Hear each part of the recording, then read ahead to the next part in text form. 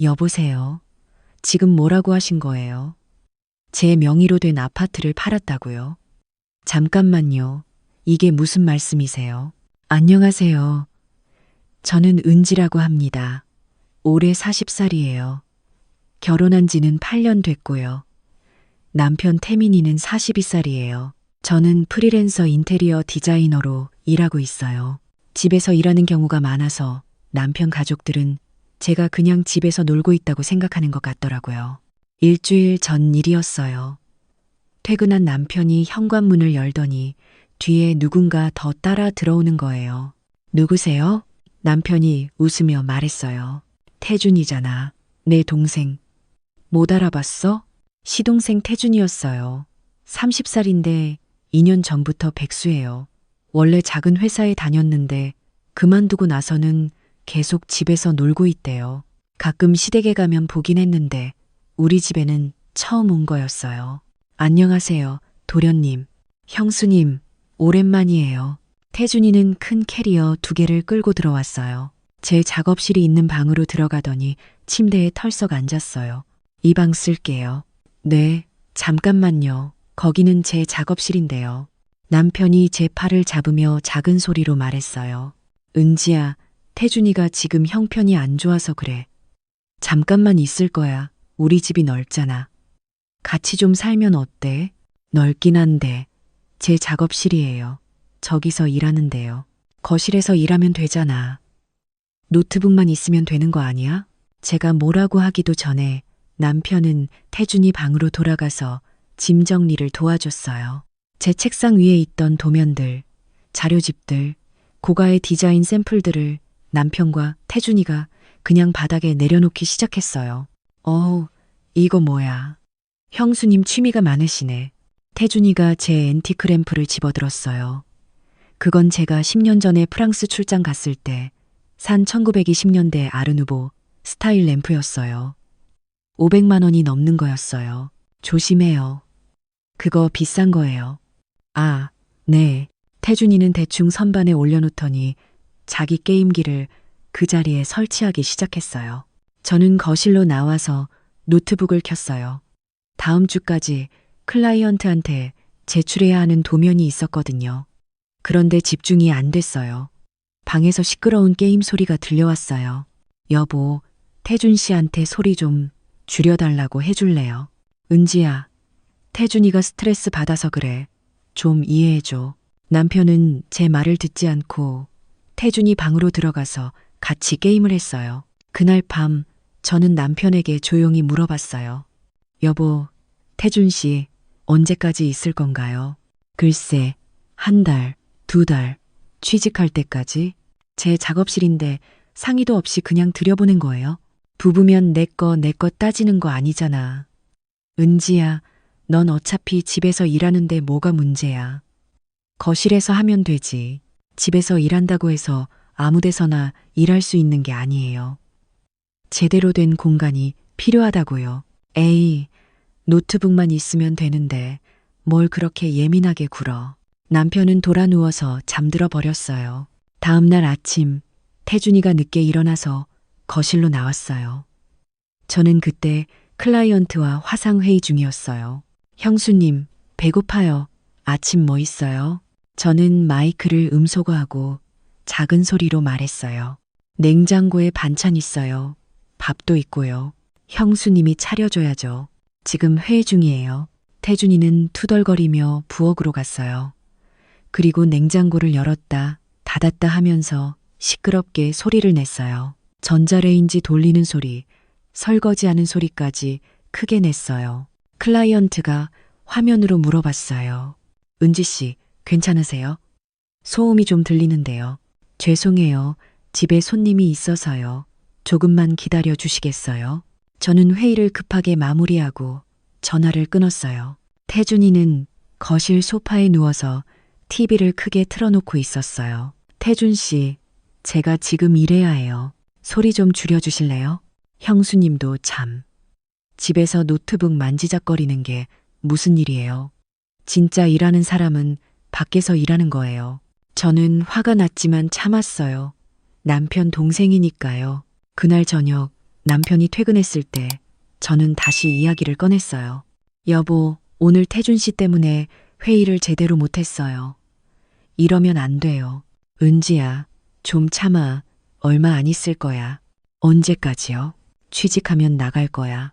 취직할 생각이 있어 보여요? 하루 종일 게임만 하던데요. 남편은 짜증스러운 표정을 지었어요. 넌 왜 이렇게 인정이 없어? 내 동생인데. 가족이 힘들 때 도와주는 게 당연한 거 아니야? 그 순간 태준이가 방에서 나왔어요. 형, 배고파. 저녁 뭐 먹어? 은지가 해줄 거야. 전 아직 일 안 끝났는데요. 그럼 나중에 우리는 배달시켜 먹을게. 남편과 태준이는 치킨을 시켜 먹었어요. 저는 일을 마치고 나서 혼자 라면을 끓여 먹었어요. 일주일이 지났어요. 태준이는 구직 활동을 하는 것 같지 않았어요.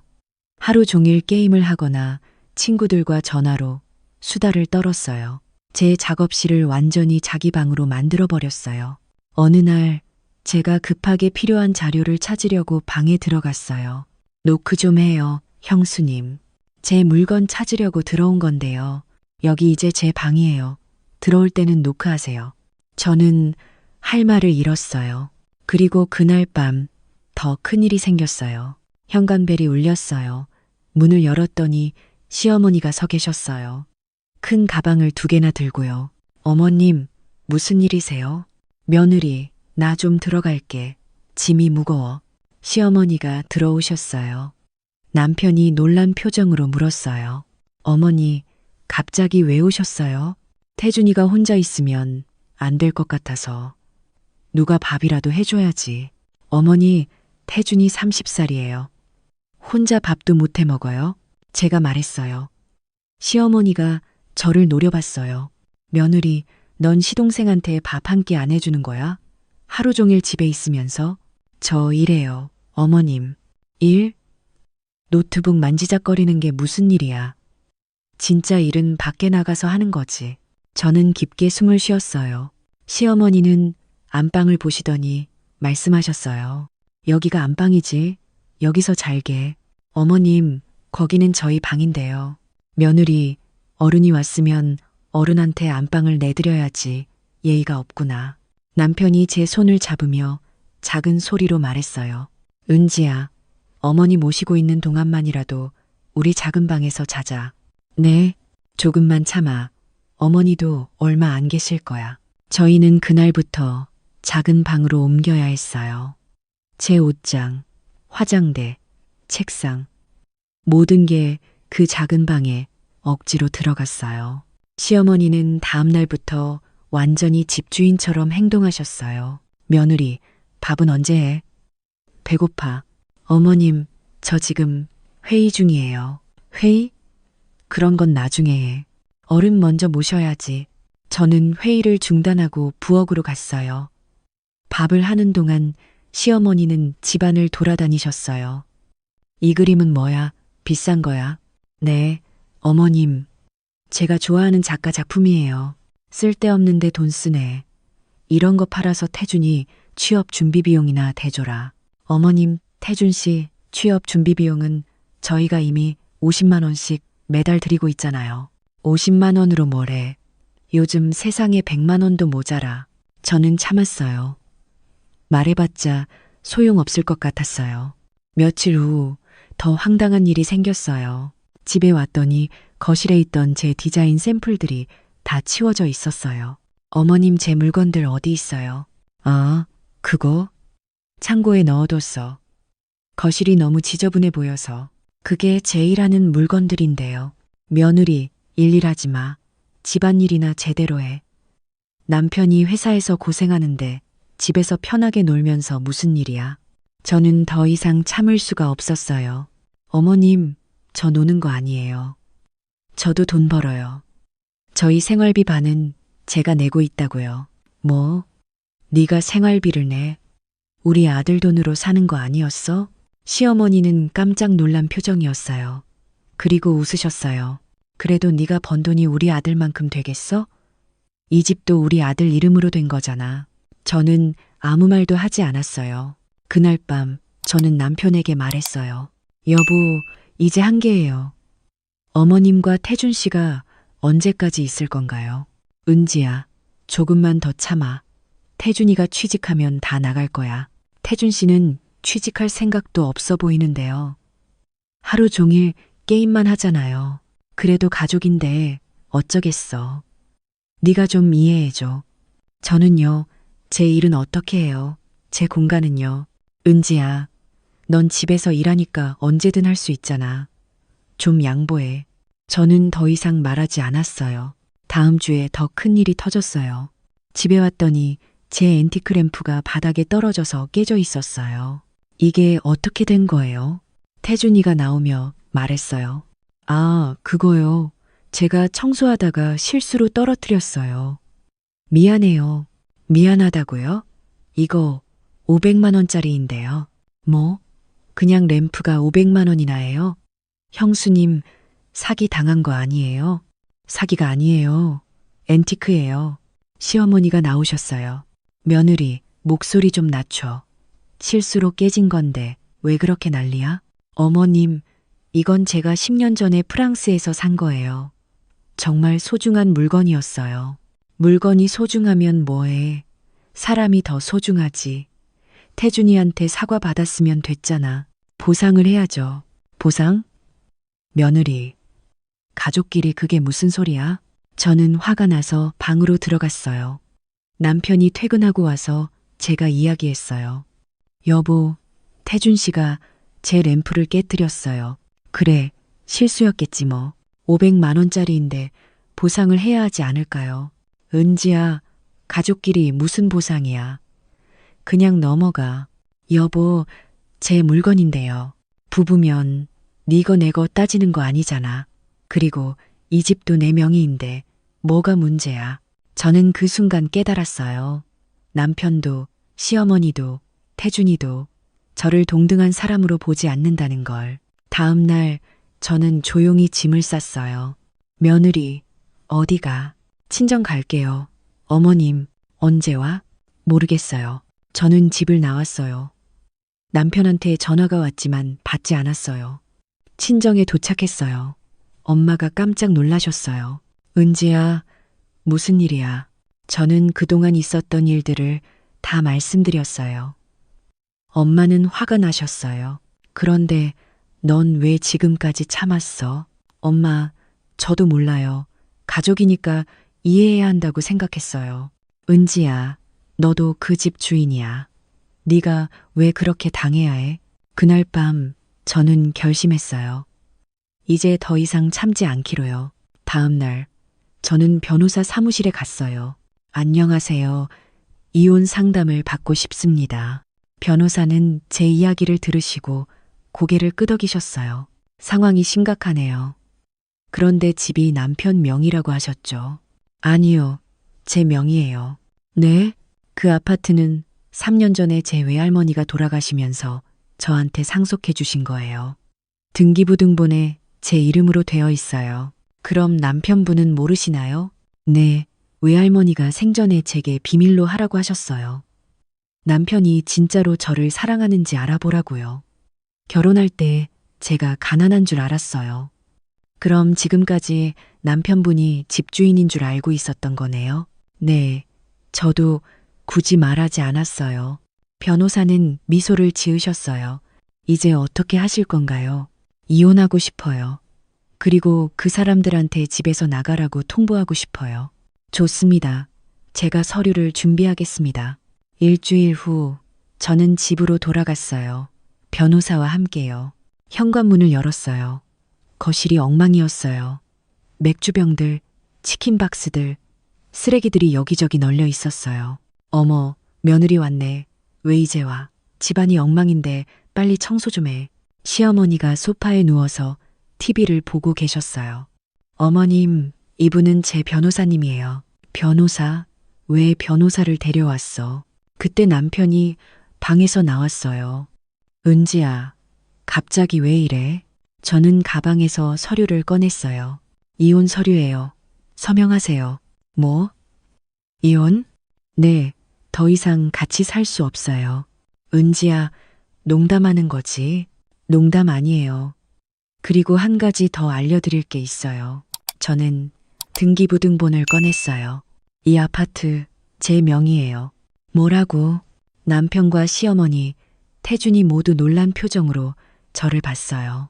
이게 무슨 소리야? 이 집은 내 명이라고. 아니에요. 3년 전에 제 외할머니가 저한테 상속해 주셨어요. 등기부등본 보세요. 소유자가 누구인지요. 남편이 서류를 빼앗아서 봤어요. 얼굴이 하얗게 변했어요. 이게 무슨. 저는 이 집 주인이에요. 그런데 주인 허락도 없이 다른 사람들을 들여놓고 제 물건을 부수고 저를 하인처럼 대했죠. 은지야, 잠깐만. 이건 오해야. 내가 몰랐어. 네가 주인인 줄 몰랐다고. 알았으면 달라졌을까요? 제가 주인이 아니었으면 이렇게 대해도 된다는 거예요? 남편은 할 말을 잃었어요. 시어머니가 소리쳤어요. 그래도 법적으로 부부잖아. 내 집이면 내 아들 집이기도 한 거 아니야? 변호사가 나섰어요. 아니요. 상속받은 재산은 부부 공동 재산이 아닙니다. 그리고 이혼하면 이 집은 완전히 제 의뢰인 소유가 됩니다. 뭐야? 그럼 우리는 어디 가서 살라고? 어머님의 집으로 가세요. 저는 한 달의 시간을 드릴게요. 한 달 안에 이사 나가세요. 며느리, 너 정말 이럴 거야. 가족을 이렇게 버리는 거야. 어머님은 저를 가족으로 생각하셨나요? 저는 어머님한테 그냥 하인이었잖아요. 태준이가 나섰어요. 형수님, 제가 잘못했어요. 용서해 주세요. 태준 씨, 잘못한 걸 아는 거였으면 왜 그렇게 행동했어요? 제 물건을 부수고 제 공간을 빼앗고 저를 무시했잖아요. 그건 형수님이 만만해 보여서 만만하게 보였다고 함부로 대해도 되는 거예요? 태준이는 고개를 숙였어요. 남편이 제 손을 잡았어요. 은지야, 제발 다시 생각해봐. 내가 잘못했어. 용서해줘. 여보, 아니, 태민 씨, 당신은 뭘 잘못했는지 알아요? 내가 너를 배려하지 못했지. 그뿐인가요? 당신은 저를 동등한 사람으로 본 적이 없어요. 제 일을 존중한 적도 없고 제 의견을 물어본 적도 없어요. 항상 당신 가족이 우선이었죠. 그리고 가장 중요한 건 당신은 이 집이 제 거였다는 걸 알고 나서야 태도가 바뀌었다는 거예요. 만약 제가 정말 가난했다면 계속 그렇게 대했겠죠? 남편은 아무 말도 못했어요. 이혼 서류에 서명하세요. 한 달 안에 나가세요. 더 이상 할 말 없어요. 저는 돌아서서 집을 나왔어요. 그날부터 남편은 매일 전화하고 문자를 보냈어요. 은지야, 제발 한 번만 봐줘. 내가 정말 잘못했어. 다시 시작하자. 집 팔지 마. 우리 다시 생각해보자. 하지만 저는 답하지 않았어요. 2주 후 남편이 친정으로 찾아왔어요. 무릎을 꿇었어요. 은지야, 제발. 나한테 한 번만 기회를 줘. 태민 씨, 일어나세요. 안 일어나. 네가 용서해 줄 때까지 여기 있을 거야. 용서는 해요. 하지만 다시 시작할 수는 없어요. 왜? 내가 뭘 더 해야 해? 태민 씨, 당신은 제가 집주인이라는 걸 알고 나서 태도가 바뀌었어요. 그게 문제예요. 제가 가난했어도 저를 존중했어야 했어요. 나는 네가 내 소유물인 줄 알았어. 미안해. 소유물이요? 그게 문제예요. 저는 당신 소유물이 아니에요. 독립적인 한 사람이에요. 알아. 이제 알았어. 다시 시작하면 제대로 할게. 늦었어요. 저는 이미 결심했어요. 남편은 울기 시작했어요. 하지만 저는 마음이 바뀌지 않았어요. 한 달이 지났어요. 남편과 시어머니, 태준이는 집에서 나갔어요. 마지막 날 시어머니가 저를 째려봤어요. 너 나중에 후회할 거야. 아마 후회하지 않을 것 같아요. 어머님, 넌 이제 혼자야. 40살에 혼자 어떻게 살려고? 혼자도 충분히 잘 살 수 있어요. 걱정 마세요. 그들이 떠나고 나서 저는 집을 다시 정리했어요. 제 작업실을 원래대로 만들었어요. 깨진 램프 자리에 새로운 조명을 놓았어요. 그리고 3개월 후 저는 그 아파트를 팔았어요. 15억에 샀어요. 그 돈으로 더 작지만 제가 정말 좋아하는 동네에 새 집을 샀어요. 새 집은 10억이었어요. 나머지 5억으로 제 디자인 스튜디오를 차렸어요. 직원도 2명 고용했어요. 일주일 전에 옛 동네를 지나가다가 우연히 태준이를 봤어요. 편의점에서 알바를 하고 있더라고요. 형수님, 안녕하세요, 태준 씨. 형수님, 형이 요즘 많이 힘들어해요. 회사에서도 잘렸고. 그래요? 안 됐네요. 형수님, 혹시 형한테 다시 한번 기회를. 태준 씨, 그건 안 돼요. 저는 이제 다른 삶을 살고 있어요. 형수님, 정말 냉정하시네요. 냉정한 게 아니에요. 제 인생을 사는 거예요. 저는 돌아서서 걸어갔어요. 지금 저는 행복해요. 제 공간에서, 제 시간에, 제 방식으로 일해요. 더 이상 누구 눈치 보지 않아요. 더 이상 무시당하지 않아요. 가끔 엄마가 물어봐요. 은지야, 재혼 생각 없어? 엄마, 저 지금 너무 좋아요. 혼자도 충분해요. 그래, 네가 행복하면 됐지. 며칠 전에 남편. 아니, 전 남편한테서 마지막 문자가 왔어요. 은지야, 내가 정말 잘못했어. 이제야 네가 얼마나 소중한 사람이었는지 알겠어. 하지만 너무 늦었지. 너는 이제 나 없이도 훨씬 더 빛나고 있어. 행복해라. 저는 답장을 보냈어요. 당신도 행복하세요. 다음 사람은 제대로 대해주세요. 그게 마지막이었어요. 이제 일주일 후면 제 스튜디오가 정식으로 오픈해요. 벌써 5개의 프로젝트가 계약됐어요. 제 실력을 알아보는 클라이언트들이 점점 늘고 있어요. 어제 저녁에 혼자 와인을 마시면서 생각했어요. 만약 그때 제가 참고 계속 살았다면 어땠을까? 아마 저는 점점 더 작아졌을 거예요. 제 꿈도, 제 일도, 제 정체성도 다 잃어버렸을 거예요. 하지만 저는 떠났어요. 그리고 제 인생을 되찾았어요. 가끔 사람들이 물어봐요. 40살에 이혼하고 다시 시작하기 무섭지 않았어요? 솔직히 무서웠어요. 하지만 더 무서운 건 제가 아닌 사람으로 살아가는 거였어요. 저는 이제 더 이상 누구의 며느리도 누구의 아내도 아니에요. 저는 그냥 은지예요. 40살 은지, 디자이너 은지, 자기 집을 가진 은지, 자기 사업을 하는 은지, 그리고 무엇보다 자기 자신을 존중하는 은지예요. 엄마가 어제 말씀하셨어요. 은지야, 넌 이제 정말 어른이 된 것 같아. 엄마, 전 벌써 40살이에요. 나이로는 40살이었지만 진짜 어른은 이제 된 것 같다는 거야. 네가 너를 지킬 줄 아니까. 맞아요. 저는 이제 저를 지킬 줄 알아요. 다음 주에 스튜디오 오픈 파티가 있어요. 친구들이 다 와요. 엄마도 오시고요.